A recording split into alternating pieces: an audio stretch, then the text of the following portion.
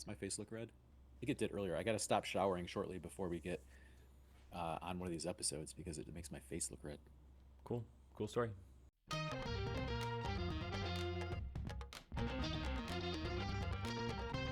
Welcome to the D3 Datacast. I'm Zach Snyder, joined by Matt Snyder.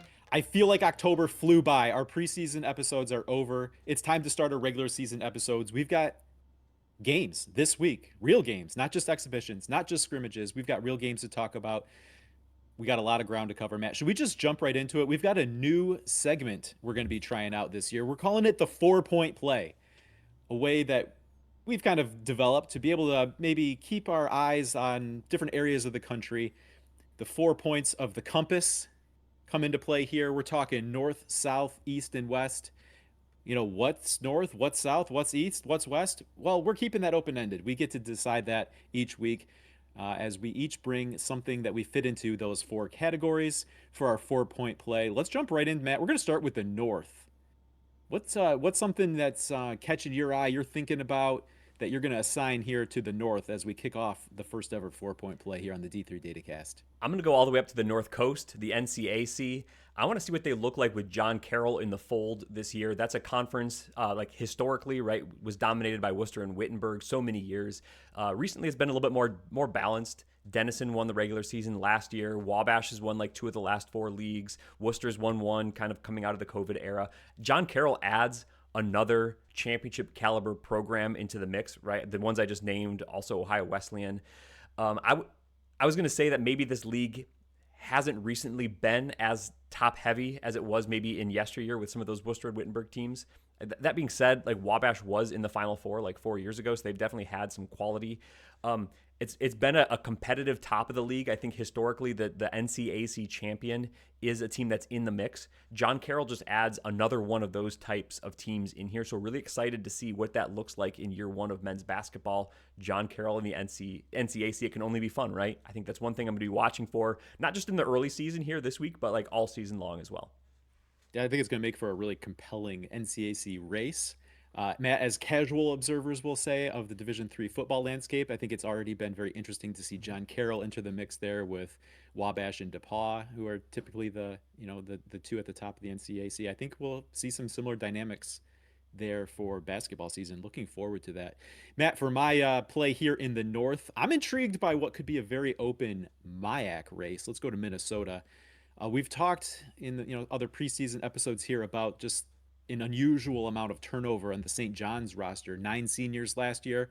We're recording this here on Halloween afternoon. At last check this morning, St. John's didn't have a roster posted for this next season, so we know a large portion of that roster is turning over. Based on the 9 seniors that were there a year ago. A lot of production not coming back to St. John's. We really don't know what that team is, even right down to not having a roster posted for this year yet. I think you could rely on some sort of program track record, and even though we don't know who is going to be playing, we know St. John's is a team of consistent quality, and so you figure whoever is wearing that jersey is going to be of some quality, and they should be in the mix there in just on program reputation alone. But Matt, I feel like there's also this dynamic. We still don't know exactly what the MIAC is in a post St. Thomas world. I feel like it's very much like the MIAC was, just without one of their best teams. Um, we'll have to see. It'll be very interesting given the unknowns with St. John's. We've seen at various times Gustavus or Carleton being that other team that kind of rises up and is in the mix there with St. John's. I think there's reason uh, hopeful about what Hamlin can do. Just it could be a year where it's maybe a 4 or 5 team race in the MIAC. Yeah, it's funny that you kick out St. Thomas and it's not like suddenly there's a bunch of other great teams in the mix, right? Like teams are kind of what they were before St. Thomas. St. John's has been great. Other teams like Gustavus have been good, but those were also teams that could have been in the mix before, like, right? There was years where those teams were good before St. Thomas got kicked out. So, yeah, to me, the MIAC is a conference of turnover this year. Whether it's the St. Thomas roster, I think Gustavus is also turning over a bunch of their roster, or at least I keep saying they do, without diving into it too much. We also have like McAllister's coaching change program. So just this whole conference, to me, I don't have a pulse of it whatsoever, Zach. So I'm intrigued as well. I'm glad that you're looking at the MIAC. I think that's one to follow. Is there a new dynamic, or is the new dynamic going to be just the same as the old dynamic? I think it's still a little bit TBD this year for sure. All right, let's go to the South. South, yeah, I'm really interested in the opening weekend tournament that Virginia Wesleyan is hosting. I think we're going to talk a little bit about some of the games later on in this episode, but here's a tournament, again, hosted at Virginia Wesleyan featuring Keene State from the Northeast, Hampton Sydney, okay, another ODAC team, and then UW La Crosse from the Midwest, all coming into Virginia Beach. We're going to see, I think, 4 great games in some combination. This is a true tournament, which I feel like we see less and less in Division Three. But I do like. I like the certainty of knowing which teams you're going to play. But it's also cool to see a tournament winners play winners. I think that's fun. I think that also gives you a little bit of a maybe a March preview in November. So it's fun to see that kind of things. Very very big for these kind of 2 ODAC programs for a couple of reasons, right? What's going to be the pecking order between Virginia Wesleyan and Hampton Sydney and others in what's always a good and deep league? Maybe this weekend will give us a little bit of a preview. Either we'll see these teams play head to head with that conference dynamic. I think they only have one regular season scheduled game against each other, so maybe they decided, hey, if we play twice, that's okay. So we might see that head to head matchup. Otherwise, we'll see kind of maybe 2 comparable opponents if they end up switching opponents there. It's also really big when you talk about like ODAC and the WIAC and the Little East.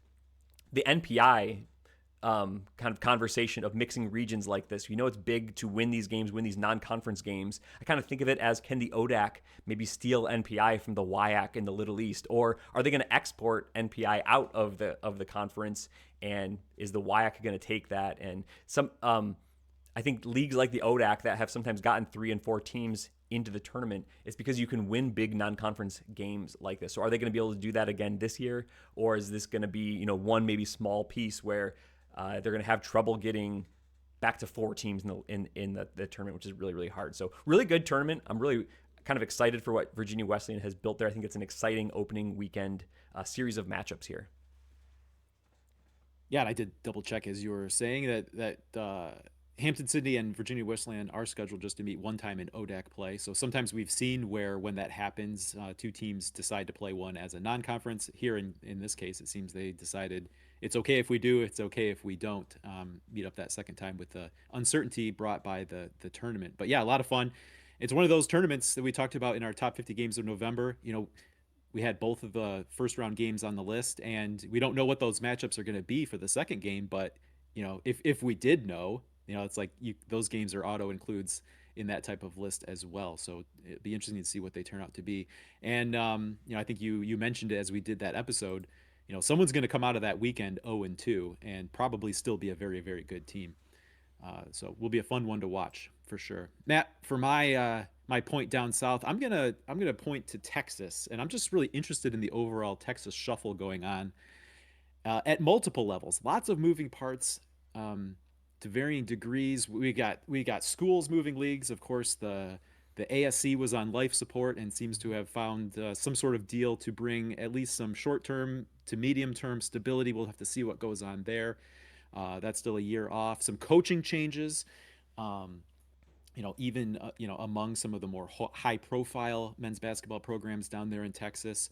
You know, in one of those conference changes, Trinity actually changes regions. Yeah. Maybe not such a big deal anymore, but with their move to the SAA, they're more like the traditional South region, Region 6, as opposed to the Island Region 10 as they had been. Very interested to see that dynamic. So with Trinity leaving the SCAC, does that leave St. Thomas just to be kind of the dominant figure there? Will some of the ASC defectors fill that power void left by Trinity? You know, a group that now includes Laterno, their first year away from the ASC in the SCAC. Does Trinity make a move, and do they become the immediate favorite, maybe heavy favorite in the SAA? Very interesting. It seems like there's always some sort of Texas carousel spinning. That's certainly the case, and maybe even more the case this year than most. With again, coaching changes, teams on the move, conference shuffling, just a lot going on. And I don't think that there's necessarily one thing I'm looking for into it. It's just going to be a very interesting overall dynamic to watch as the season plays out and really into next season. Yeah, to me, the SAA portion of that is the most interesting.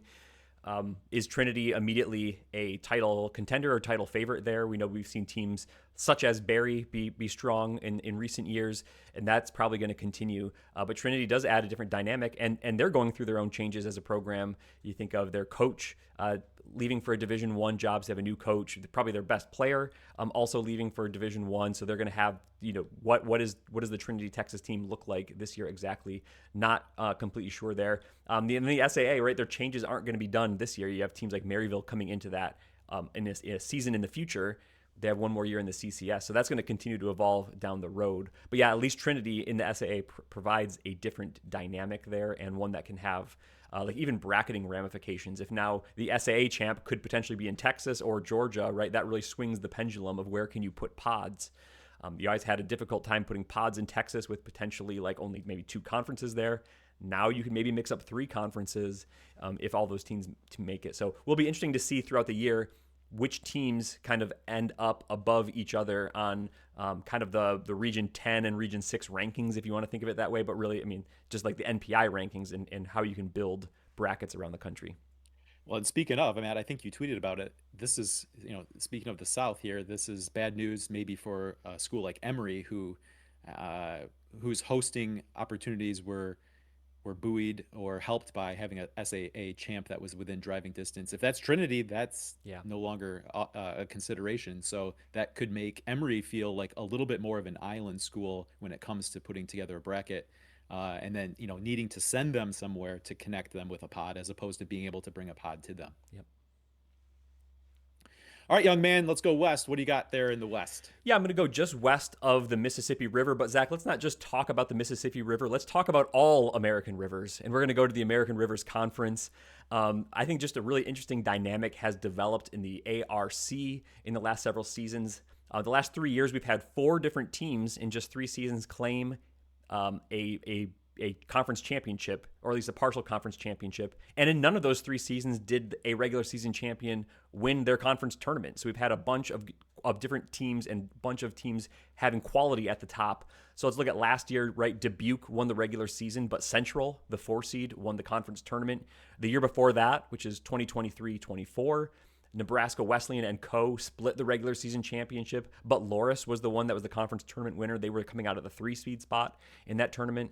Going back to the year before that, 2022-23, Central won the regular season and Co. won the conference tournament as the 6 seed. So it's been kind of a crazy conference there. That's 5 different programs claiming some sort of ARC championship in those last 3 years. No number 1 or number 2 seed has won the ARC tournament in that time span. So a little bit of craziness. You have to go back to 21-22 when Dubuque won both. The last time that's like 4 years ago. So just a fascinating league. You never quite know at the beginning of the year who's going to come out on top. Is it going to be Nebraska Wesleyan? Is it going to be Central? Is it going to be Co? Like all these teams have been in the mix. Dubuque won it last year, right? Really great league. Crazy deep league. Oftentimes it's been a conference that has been single bid sometimes into the NCAA tournament. Then we've had years where it's been 3 or 4 teams into the NCAA tournament. Just depends on what is their non-conference quality, how much, to what degree do they or do they not all beat each other up in conference play. Really fascinating dynamic here, and I don't quite have it nailed down yet, so interested to watch this year. Well, as you said, you can go into the conference tournament and not really have it nailed down yet based on the results there. Yeah, it's been one of the more fun conferences to watch play out over the last couple of years. And like you said, sometimes that results in just one tournament bid. Sometimes that results in, maybe 4. So really depends on what they do in their non-conference schedule. Very important to hit that conference play as with as shiny of a record as you can. All right, Matt, I'm looking even further west than you, and I'm starting to wonder, will Redlands run away with the SCIAC? The SCIAC's been one of those leagues like the American Rivers that over the last couple of years, you can make a case for 3, 4 teams in the mix heading into the season. But I'm wondering if that changes this year with Redlands number 6 in the D3hoops.com preseason top 25 poll. Yeah. CMS and Chapman were named on a ballot or 2, but really were also Rands in the others receiving votes category, outside the overall top 40 vote getters. So that's got me thinking, is there some separation there that we're not used to seeing in the SCIAC over the last few years? Go back to 2017, 2018. That was the last time a Skyac team won the regular season championship by at least 3 games, and I'm wondering if that maybe could happen this year with if the separation really is as big as maybe the top 25 voting seems to indicate. If Redlands can do work, and maybe that next group of 2, 3, 4, 5 can kind of beat each other up, maybe we do have a situation where it's Redlands winning the league by 3 or more games. And I think that's interesting for for reasons really. Right, how good is Redlands? Like, are they that nationally elite? And also, like, kind of one of my theories has been Redlands is great in the non-conference, and then if they can get in the tournament, they're really dangerous. But sometimes their conference play is maybe not quite to the same level because you have a familiarity effect. So, to what degree does that help neutralize? I don't want to say the crazy stuff that Redlands does, but they play a unique style. They're high pressure. You get to late game situations. It doesn't matter if they're down 10 or 20. You see opponents start to panic sometimes. When you see them once, twice every year, and you've seen them last year, and now you have some program consistency against them, does some of that advantage go away? How much of that familiarity effect is neutralized by just Redlands might be really, really great this year, and it might not matter if you've seen them. It's so hard to play against them. So I think that's going to be an interesting one to watch. I think you're right. Maybe you had some of those years where there were 3 or 4 teams loaded at the top. Maybe we don't have that. Maybe it is just one, and maybe it's just going to be like a one bid league unless they can get upset in the conference tournament. One more direction to go. Let's go east. What are you seeing in the east? Yeah, one team I've been looking at a lot this preseason one conference is the NUMAC. Zach, do you know the NUMAC's last national champion? It might be, I think, their only national champion. Do you know who that I is? I do know it was Babson. Okay, Babson in Yes. 2017, they cut down the nets in Salem. Really had a really great kind of run of years that ended in a national championship.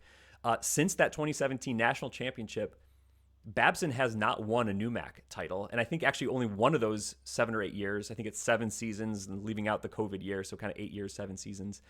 Babson's only been second one of those years, so it's been kind of interesting. They won the national title, and then they've not fallen off. They've been kind of in the mix, but still not necessarily even top two very often. Like Springfield has won a title in there, MIT's won a title in there, WPI has won championships in there. The last couple of years at the top, it's been WPI and Clark. Babson kind of third last year. So just an interesting mix, right? I say this to mean like not knocking Babson necessarily, but that's a conference that has had a good quality mix of teams at the top and enough depth that anyone can win almost on any given week, right? So we've seen like Wheaton win some of these big games. Coast Guard has won some big games, and it seems like they're always going to make a conference tournament run. Emerson has been great. MIT has a dynamic. They've had some down years, but they have a new coaching change with BJ Dunn coming in. I think that could give them positive momentum. Really interested to see what is made of the NUMAC this year.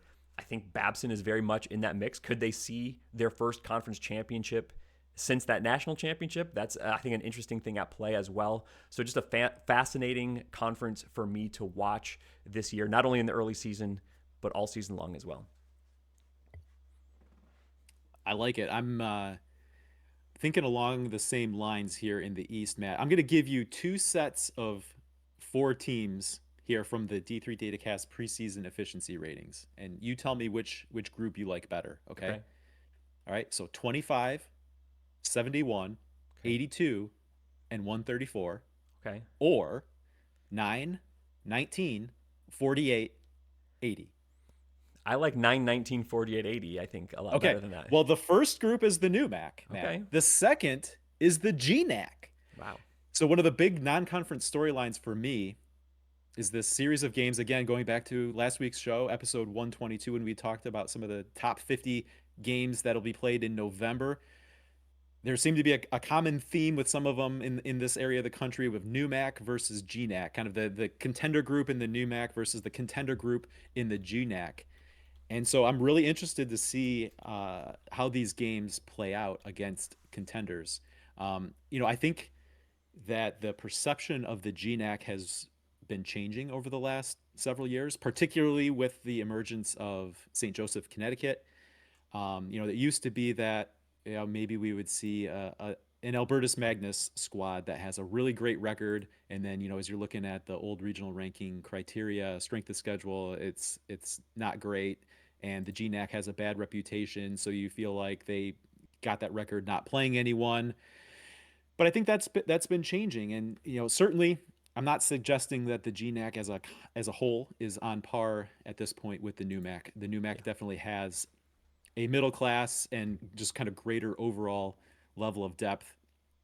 But if you look at the top four, the GNAC has a really competitive mix there with the NUMAC, and we're going to get a lot of games between these teams. And I'm really interested to see how they play out because, as I said, I think the perception, at least, of the quality at the top of the GNAC is already changing, and you get some of these matchups between those teams taking on some of the contenders in the NUMAC, and depending on they can go, that can move that perception even more forward in a positive light. Yeah, it feels like this how good is the GNAC question is going to be answered pretty quickly, or could be answered really quickly with all of these NUMAC games we see. Teams we think we know feel like a little bit more known quantities, um, right? Like, could a LaSalle hang with a WPI? Like, how close is that game going to be? That's one that, like, off the top of my mind would be like, well, that's not going to be a close game at all. But if you look at maybe what LaSalle has done in recent years, just to pick maybe the fourth team in the mix or a team that has been the fourth in the mix, it feels like they've been making strides every year and could be having a pretty good year this year. So I like that dynamic. I like that we're seeing, we talked about it in last week's episode, right? All those matchups that are happening early on against between a team who's been in the mix nationally maybe the last few years and one of these GNAC teams that are on the rise. Um, we've seen those St. Joseph's Connecticut teams in the past. We've seen St. Joseph's Maine so good last year.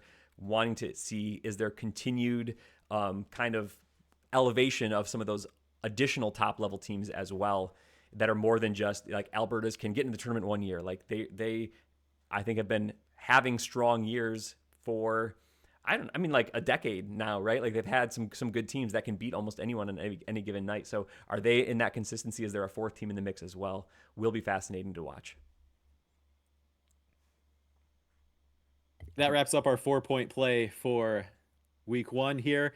Matt, the other thing we'll do continuously throughout the season is take a look at your top 25 ballot. Of course, you are once again a voter in the d3hoops.com top 25, and one of the things we like to do each week is to look at your ballot, talk about it, use that as a little bit of a talking point, just kind of as the national picture is developing and really changing from week to week.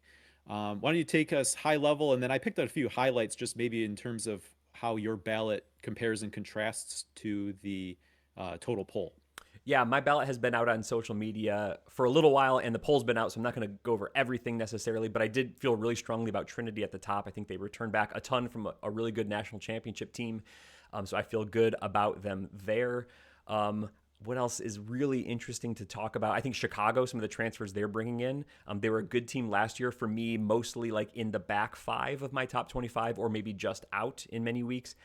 Now I think I have them solidly in the top 10. So looking for really good things out of Chicago. Looking for a jump up maybe for Mary Washington. They were in the Sweet 16 last year, but it took a late season surge to get them there. Otherwise, they were kind of heading into the tournament under 500. So pretty interesting dynamic there.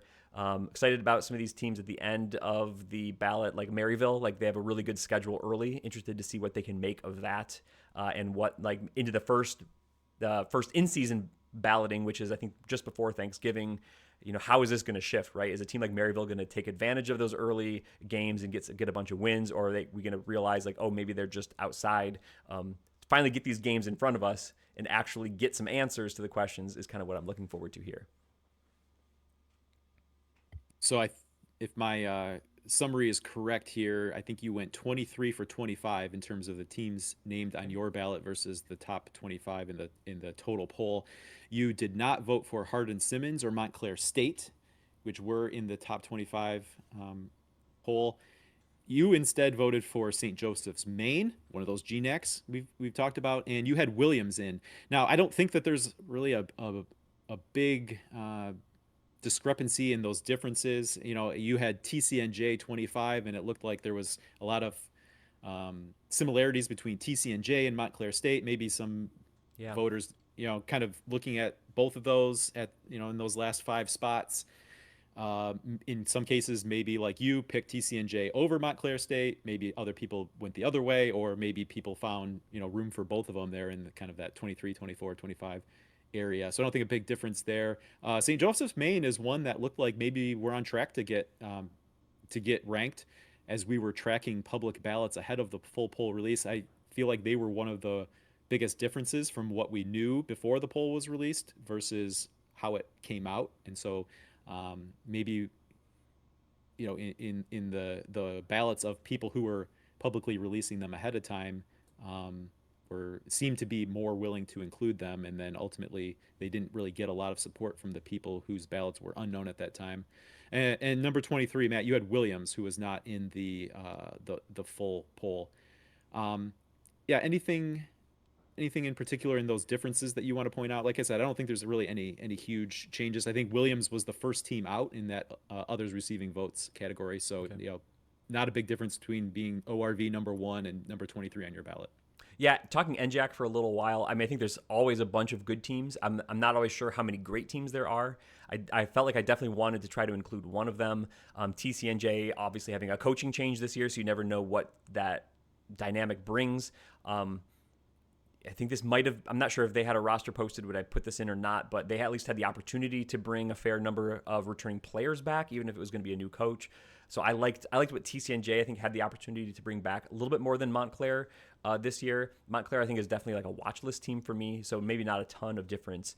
Looking at the St. Joseph's in the GNAC, I was a little bit surprised. I had them really close, so for me, they were very even. I was a little bit surprised that St. Joseph's Maine did not get as much poll love. I think they earned a lot of it from what they played last year, and I think they return a bunch from that team. So I think I'm still really excited about what St. Joseph's Maine has this year. I'm also excited about St. Joseph, Connecticut. I'm just wondering if, since that's a program we've seen make like Sweet 16s in the more recent past, and they've been a team who's been in like the number 2 overall spot in the country. I wonder if there's been a little bit more program voting going on there for St. Joseph, Connecticut than St. Joseph's, Maine. I think these are both, again, I put them in my top 25, 2 really good teams, so I don't really fault anyone for anything. I wouldn't be surprised at the end of the day, end of the season, if either of these teams are flipped. I'd be surprised if one of them was just not good at all. But for me, I wanted to, based on what they earned last year and what they can bring back, give St. Joseph's, Maine the nod out of those two and put them a little bit higher on my ballot. All right, Matt. And then Hardin Simmons, I'm guessing, is on your watch Oh list. yeah, yeah. That's the one that the other one that you didn't have on your ballot that was in the poll. Yeah, they had a really good run at the end of last year. I think, what were they, a Sweet 16 team last year? I'm not going to, again, whenever we hit record, I forget all Yep. sorts of information. I just wasn't thoroughly, like, again, good team, watch list, definitely just off my ballot. So, like, not making any big statements for or against necessarily. Just leading into the tournament, I wasn't always super confident that they were a top 25 team last year. They made that good tournament run. Sometimes in those pods in Texas and whatever, you don't always have to, you fit teams together because of geography, not necessarily because the seeding is super accurate, all those different dynamics. A team I'm very interested in the early season to watch and see. Happy to put them on my ballot, the first in-season poll, if they've gotten some good results. I just wasn't completely convinced myself. I know some people have them in like the top 15, so I'm going to be paying close attention to Hardin Simmons. Just for me, they did not quite make the first cut here. Excellent. Looks forward to seeing how that changes. I think probably there's usually a couple weeks before we get the next poll. It's not usually just 1 week and then the next poll's out. So I'll have to wait and see when that next poll is out. But I look think the forward to reviewing the 24th. changes. I think Monday the 24th. 24th is when it's supposed to come out, I think. Yeah. Okay. Yeah, looking forward to seeing your new ballot and some thoughts as we've had a chance to watch some games play out.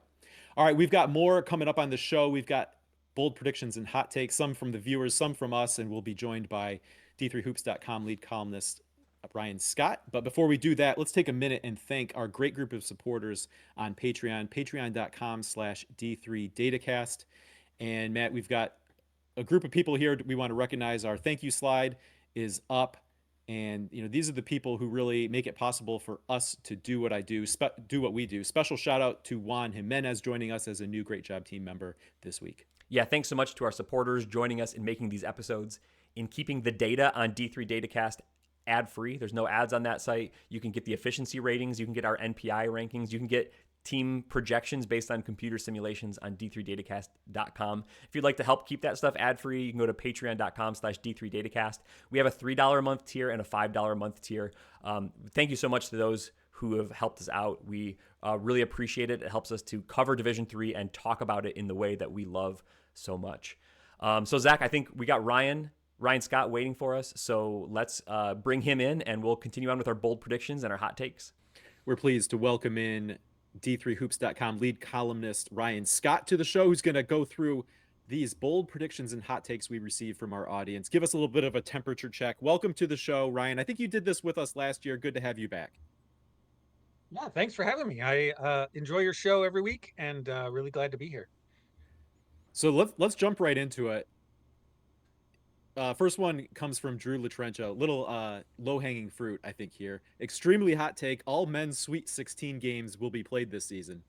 A little bit of background information here. Ooh. Is this is a combined championship year, a little different format in Fort Wayne with the Elite Eight and the quarterfinal and semifinal games being played there. That means we have a standalone Sweet 16 weekend, which is exactly where the tournament was when COVID interrupted it, and we didn't get a bunch of really highly anticipated matchups.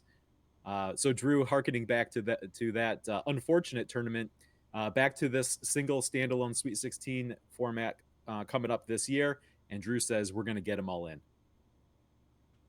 Seems like probably a good prediction. I don't know how bold it is, but I mean, I guess it didn't happen last time, so That is true. Seems like a 1 in 100 year type of a thing that maybe would happen. So hopefully we don't hit on that again. Yeah. Matt, a little bit of an origin story here, because that year you and I had planned to go to Fort Wayne. We thought it'd be a great year. We get to see the quarterfinals and semifinals. So I don't know if that plays into a little bit of the D3 Datacast origin story. Of course, we didn't get to go, and then there was no tournament the following year. And then that next year, finally, we got a Final Four in Fort Wayne, and it was a lot of fun. We attended, and it was that year following that the D3 Datacast was born and officially started. So a little bit of tie-in to our history as well. All right, next one. We should Go ahead. mention, I did find out, I think we had confirmation. They are doing 4 games Friday and 4 games Saturday again. Oh. So if you are within driving distance of a couple sites, you might be able to do multiple games instead of having to just go to one. I'm glad that they can do that. I saw that as a possibility on the maybe future dates schedule that was in last year's championship manual. So I think that's great because you can probably watch all the games either on stream or Right. maybe have a chance to get to a couple different games. Yeah, even if you're not attending, it really spreads them out to be able to watch them instead of maybe you have to switch over from a first half to a second half of a different game, something like that. All right, let's move on to next one. Here comes from Graham Dunwoody. I like this one with a little bit of an open-endedness to it. The UAA is not a 3-bid league. Of course, there's 3 teams that have been highly publicized as top 25 teams, and then there's the rest of the UAA, which is filled with great teams. But Graham says the UAA will not be a 3-bid league, representing the number of top 25 teams here. So, again, open-ended here. Could be 2, could be 4, and this would be correct. How are we feeling? I mean, I think there are a lot of strong teams in that league. We don't have the regional mess to go through with NPI, so I guess it makes it a little more difficult than it might have in the past to get 4 or 5 in. But I think there are 4 or 5 teams certainly capable, maybe more. It just depends on how this all works out. I think you're playing the odds there when you say it won't be 3, right? Because what is that? Only 15% of the options. But I feel like 3 seems, I don't know if 3 seems like the most likely, but yeah, there's the 3 really highly rated teams. So in order for this to be correct, the most likely thing is we're back to 4, right? Someone like NYU or Brandeis or like someone else gets in the mix. That's not just WashU, Chicago, Emory, which feel like slam dunks, at least given the top 25 voters' expectations. So maybe we don't hit exactly 2. I have a hard time seeing only 2 out of the UAA. 3 seems pretty quite safe, and there's a chance for 4 in my mind. So it'll really come down to what do we see in the standings? Is that group of 3 going to pull away and just beat up on everyone else, or there's going to be someone from that next group, or from the other 5? If they're able to log a couple wins against that top group, then that's what they're going to need to do to get themselves into the mix to maybe put the UAA back at like a 4-bid league. H. Walker 7 sent this one in. There are 6 Virginia teams circling around the top 25, and wondering if there's maybe a seventh who could enter the mix. But H Walker 7 thinks that one will fall short, and I was able to confirm. Really the heart of the bold prediction here is that one of the six that's currently in the preseason top 25 will not make the tournament. And we're gonna classify this as a prediction and not a bold prediction, because H Walker 7 would not go out on a limb and name which one of the six would not make it. Uh, but I think entering the season, you would think that a top 25 team would be in the tournament. So we're gonna have to see, is someone gonna not live up to that preseason billing? Well, I might tease one of my predictions later on, but I don't think this is a far-fetched guess here. That I think a lot of those teams are really, really good, and they all play each other a decent amount. So whether a number of them are going to make it through, I just think it's kind of unlikely. Somebody's going to fall short. So I think the six teams there: Christopher Newport, Mary Washington, Randolph Macon, Hampton Sydney, Virginia Wesleyan, and Roanoke. That's probably the six teams. So if one of them falls short, like four, ODAC is a league that could get four teams in. I think they've done it in recent years. I think that is a little bit of a stretch, but for those four to get in, there's other teams that have been quality that are not in Virginia, like Guilford. So that would mean maybe that they're out. Five would be a whole lot. Getting the two coast to coast conference in, we saw that last year. But that's also a thing that's maybe not guaranteed necessarily. So I mean, for those six, one of them falling short, I think there's probably pretty good odds, even though the voters all expect them to be good. Probably pretty good odds that at least one of those six, maybe falls off at the end of the year.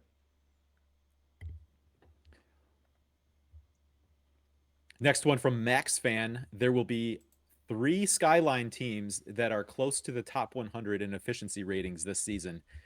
Just to put a little more color on this one, heading into our reactions to it, checking the D3 Datacast efficiency ratings for the based on the preseason ratings. Farmingdale State number 70, so already inside that top 100.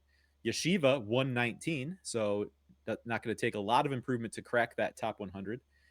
But third on the list is Sarah Lawrence at number 238. So over 100 places needed from Sarah Lawrence to enter that mix. SUNY Maritime 256, St. Joseph, Long Island 285, Purchase 295. The only other Skyline schools in the preseason efficiency ratings top 300.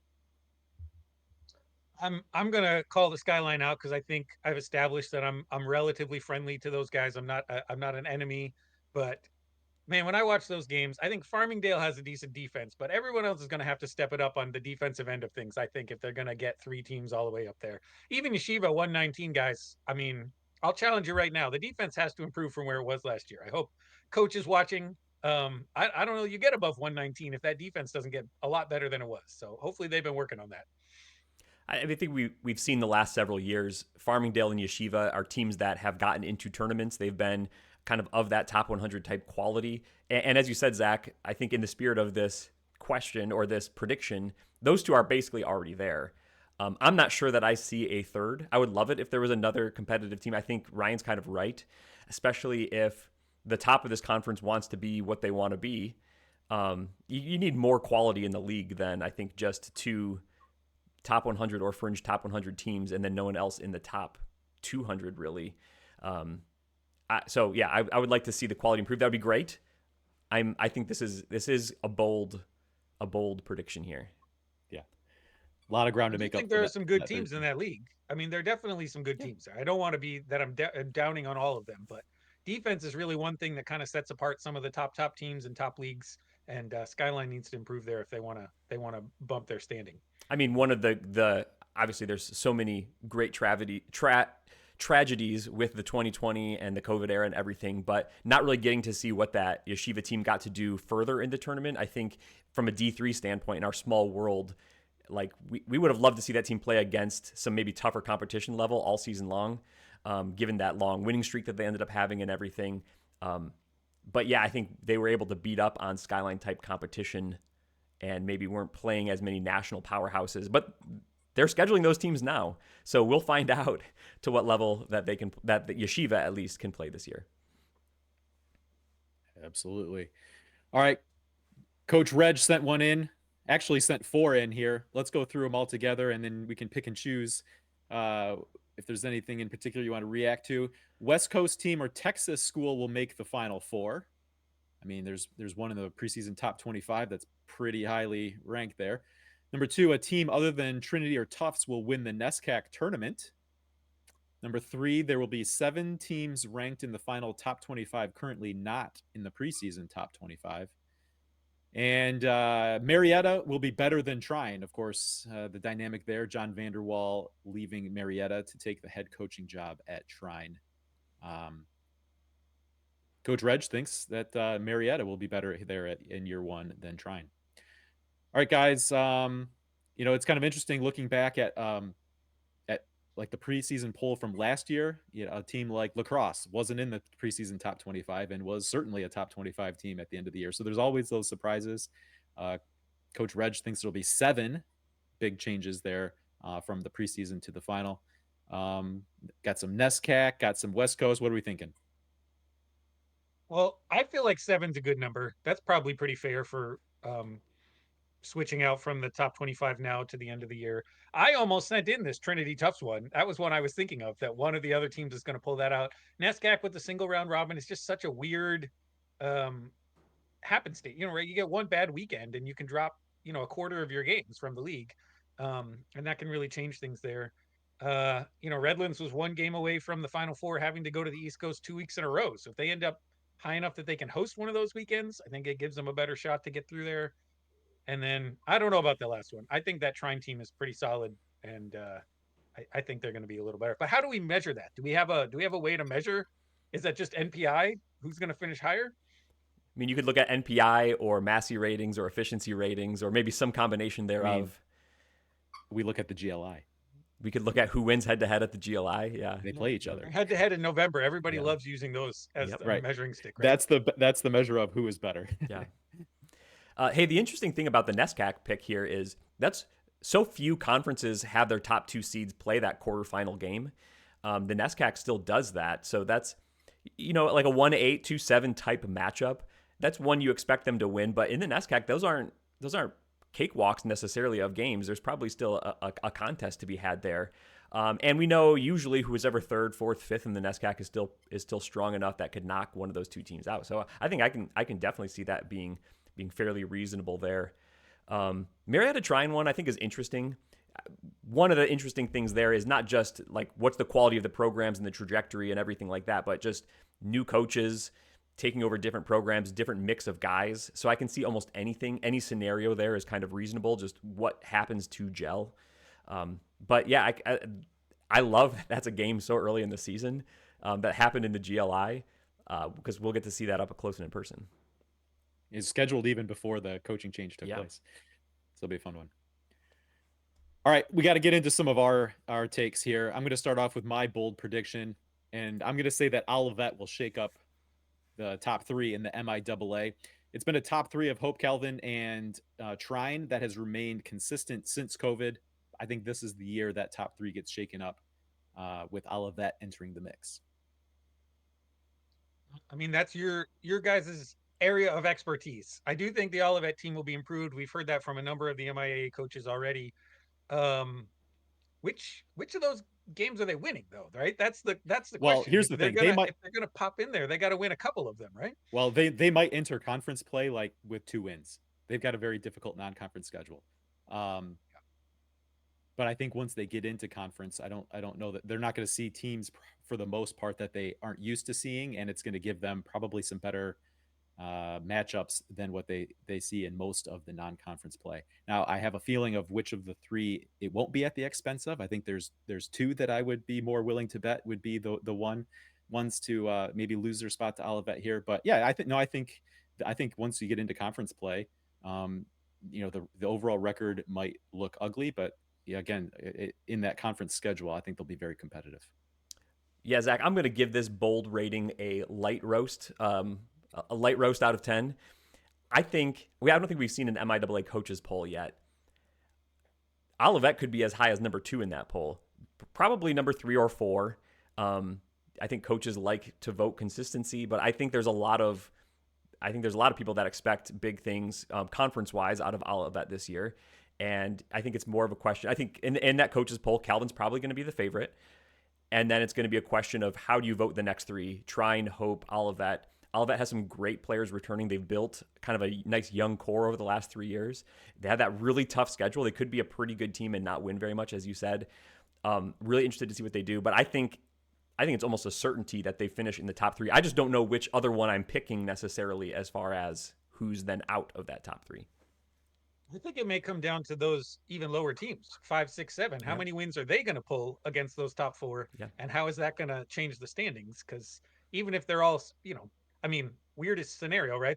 Those top four all split with each other and they're tied. It's going to come down to how the other teams fare. All right, Matt, you're up with your bold prediction. Let's go. All right, how bold did I go? There's some Coach Reg vibes in this one. I'm going to say Redlands hosts a second weekend NCAA tournament game. We know it's difficult for the Northwest Conference, the SCIAC, sometimes even Texas, to host second weekend games. I think Redlands does it. They're helped by the tournament schedule this year. That's going to be a standalone Sweet 16 game. So if they have to fly out or someone has to fly in, that's kind of an even push. So for a conference that doesn't get this opportunity very often, I'm going to say that it happens this year and that it is Redlands that gets the opportunity. That seems to also be presuming that there'll be a top 8-ish seed, right? They're going to need to be one of the 8 teams remaining, probably, to host that game. Because if there's a flight and they're not, they'll fly someplace else. Yep.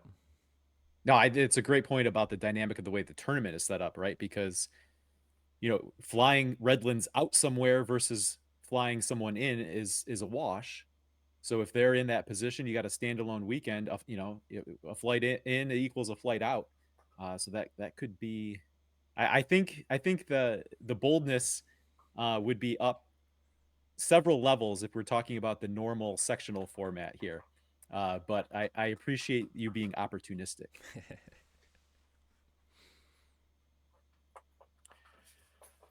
All right, we'll take the Matt and Zach intermission here. Ryan, you sent in a 3-pack here for us. Why don't you take us through here, and Matt and I can react. Yeah. So the first one I think is maybe the boldest. Keene State will not win the LEC. I'm talking about the regular season, which they've done, I think, 5 years running, and maybe like 7 out of 8, something like that. I think the combination of their losses, along with some of the other teams improving. Again, I'm kind of copping out by not saying who the other team is going to be. I think if I had to pick, I would say UMass Boston in my mind. They've got a really talented young squad there that I think could sneak in, but I want to leave myself some room because Keene has been so dominant in the league. Just having them not win is kind of a big deal. And then here's the giant one. Wyack and ODAC combined, no more than 3 bids.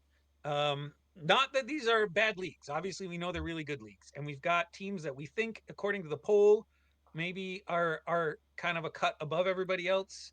Of course, their conference mates are going to have something to say about that. But I think there are just so many really talented, sort of equally talented teams in there. And many of them are playing really tough non-conference schedules that I'm just concerned that they will have enough wins to get more than one Pool C bid out of there. So I know this is unlikely, right? If we're setting the odds of this happening, it's definitely less than 50%, but this is the bold prediction I'm going to make because I think it's a storyline to be watching this year.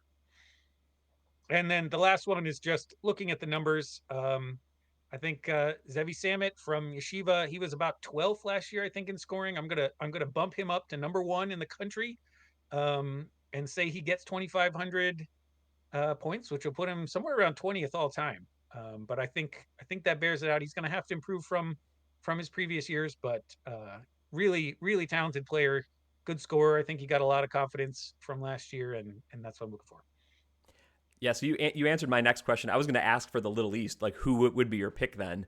I feel like the default number 2 has been like Western Connecticut, but I don't know if they're the team this year that's going to step up and take it. But I can also appreciate the prediction is just that Keene State is going to come back to the pack a little bit more than necessarily you have the one certain pick that's going to jump up there. So I can buy that. The Wyack and ODAC one is really interesting. I think like what is the path here? It's maybe, is it just like UW La Crosse is now far and away the best Wyack and the others kind of muddle up the middle too much where there's not in a great position. So maybe there's only one Wyack.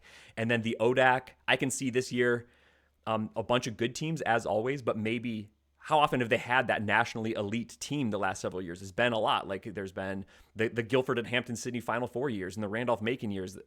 Maybe it's that they don't have one or two of those. They just have a bunch of really good teams.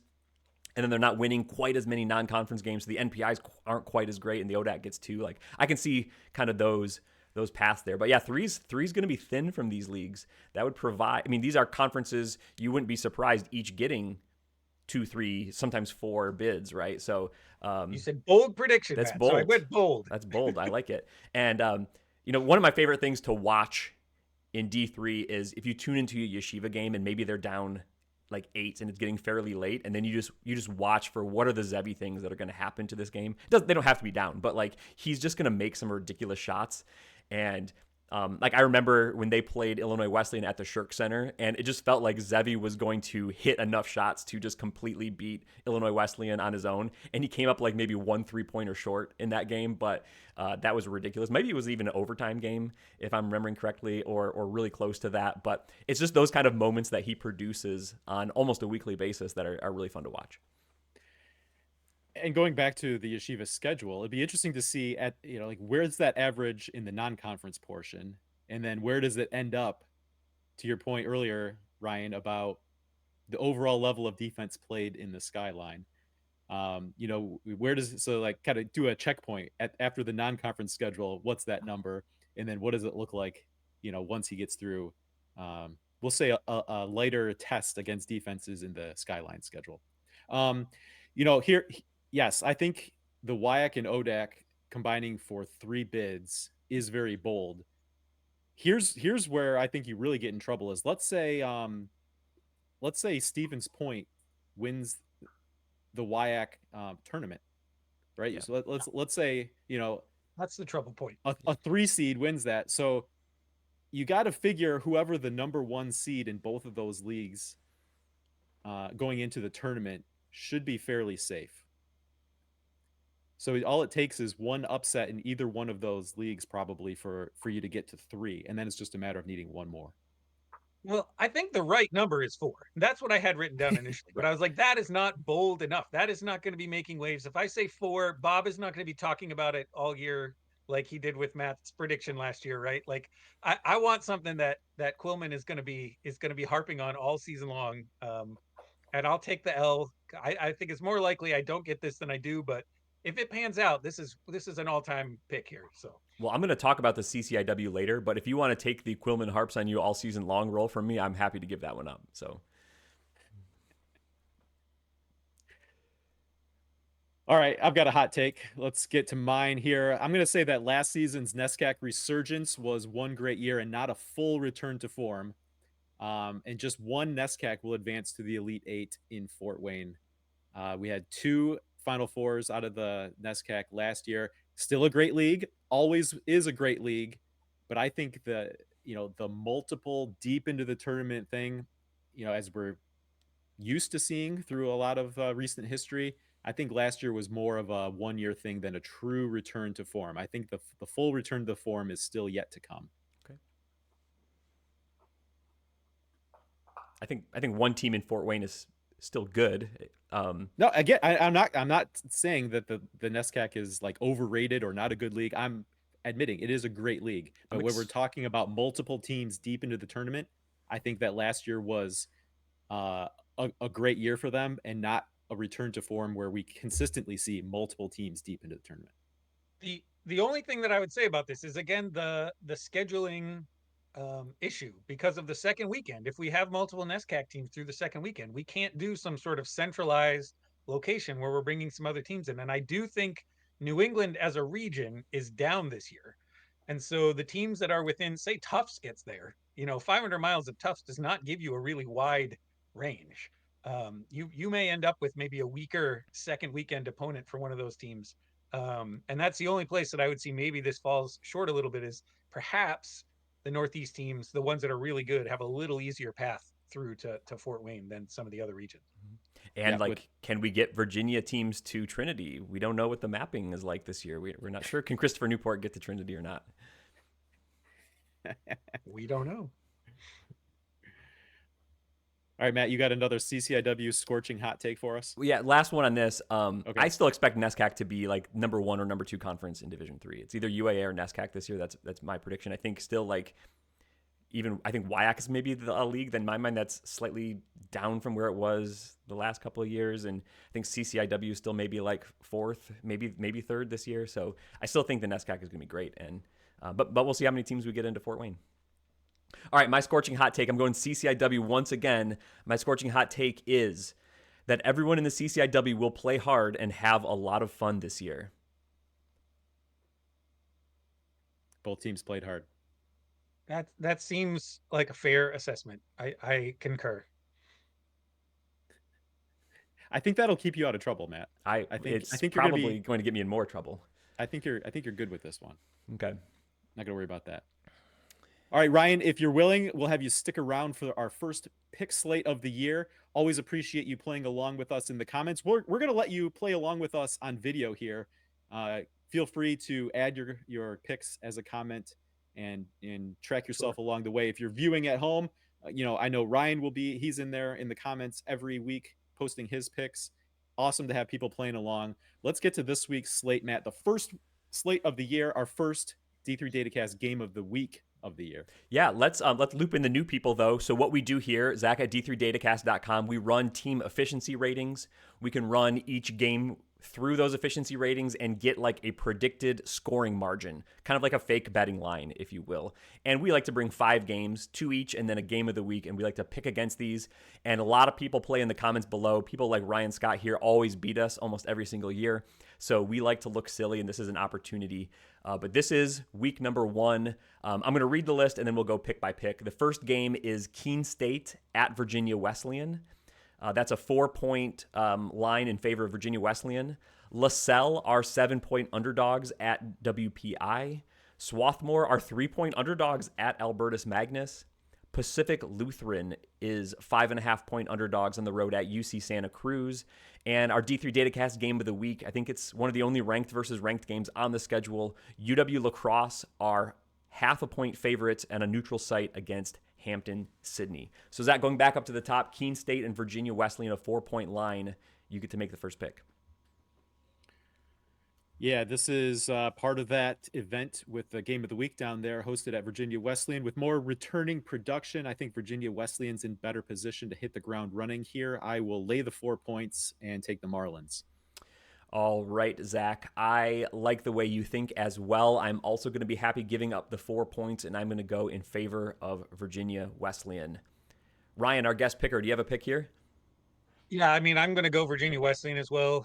Keene's going to have a lot of different roles for players, and Virginia Wesleyan's bringing back a lot. So this early in the season at home seems like a solid bet for Virginia Wesleyan to be more composed and together, at least that first night. All right. Well, we're all happy to give up the 4 points there. LaSalle, one of my GNAC teams, sneaky GNAC teams to watch. 7-point underdogs on the road at WPI. Zach, what do you think about this one? Well, I think this is one of those really interesting NUMAC versus GNAC games that we've been talking a lot about. I do like WPI to win this matchup. However, I'll take the 7 points with LaSalle. 7 points is the point where it's starting to feel like a big line to go against. Even though I've been like promoting those GNAC teams, I am still going to go WPI. It just scares me a little bit. I think you're right. WPI in my mind feels like it's almost certainly winning this game, and I think maybe they can win by the 7 as well. Ryan, what do you think? Man, so LaSalle's bringing back a lot of scoring. That's a team that runs all the time. WPI plays that crazy stingy defense. But they're missing Aiden Callahan, their all everything point guard, who held a lot of their scoring load last year. And so I think I'm gonna take the points with LaSalle. I'm a little nervous about that, but like the last one, I think LaSalle's gonna have a better understanding of who they are that early in the season. Maybe WPI is still figuring a few things out. Maybe they eke out the win, like Zach said, but I'm comfortable taking the points in this one. All right. I like the picks. I'll stand alone then on WPI here. All right, we got SWAT, 3-point favorite, or sorry, 3-point underdogs on the road against Albertus Magnus. So here we have a GNAC favorite. Zach, what do you like here? Yeah, I see this one and I think, is this a trap? Am I too quick to react to getting the 3 points with Swarthmore? Maybe I am, but I'll take it. Give me SWAT. All right, Zach, I'm going to go in the same direction as you. It just feels like it's maybe wrong, but it is on the road.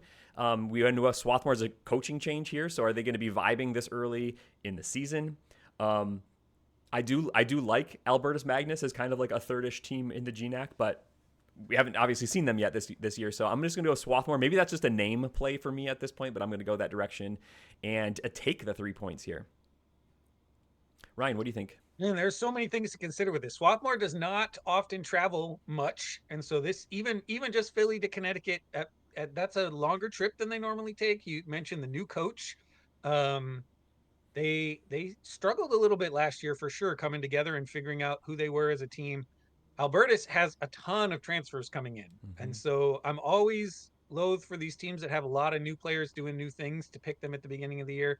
I'm wavering back and forth because I have no idea. I think all right, so I'm going to play a strategy play here, guys. I think I would lean towards Albertus, but because you both picked the other one, I don't want to fall behind, and I'm just going to go with Swarthmore just as a strategic move that I don't lose this point. All right, I respect that. I respect that. I like it. It sounds like you didn't want to pick either one, really, is what it comes down to. I mean, I feel like it's very much a toss, and I would lean Albertus, but I'm gonna do the safe pick and not lose ground to you guys.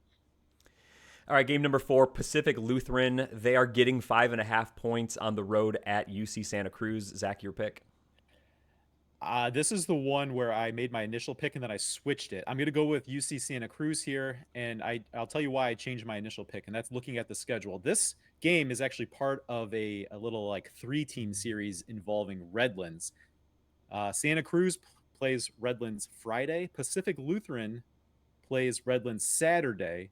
So Santa Cruz. So both of these teams will be coming off games against Redlands, but Santa Cruz has that day in between. I think that's going to be a big advantage for them compared to Pacific Lutheran playing this game the day after playing Redlands. So give me Santa Cruz. Banana slugs. It sounds like you did prep, which is against the spirit of this competition. I am also going with UC Santa Cruz. I just like the home game. I also like now that you told me that they get the extra day off in between this one. 5.5, it starts to get a big line. But I think the Banana Slugs, I think they can cover that. That's my reasoning. Ryan, your pick. Man, you've given me all sorts of information I didn't realize. Having the Redlands thing in there throws a wrinkle into it.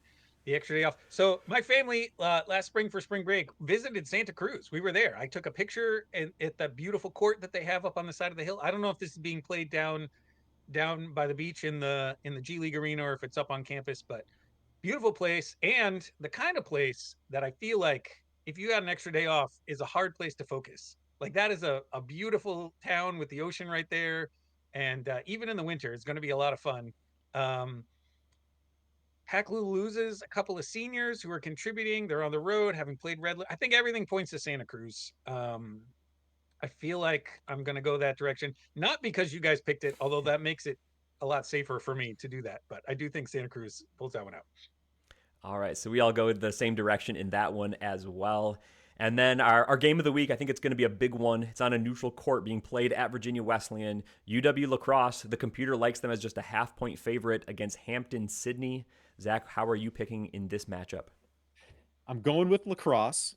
And especially early in the season, I'm always trying to leverage maybe what I know versus what the computer doesn't know. Now I know that this year, Matt, we talked about this when we did our episode on the preseason efficiency ratings. It is a little bit informed as to returning production, but I feel like replacing a player like Adam Brazel has impacts that go beyond what shows up in a stat line or a box score. And so I have little conviction, but in a pick 'em with that dynamic at play, I'll go La Crosse.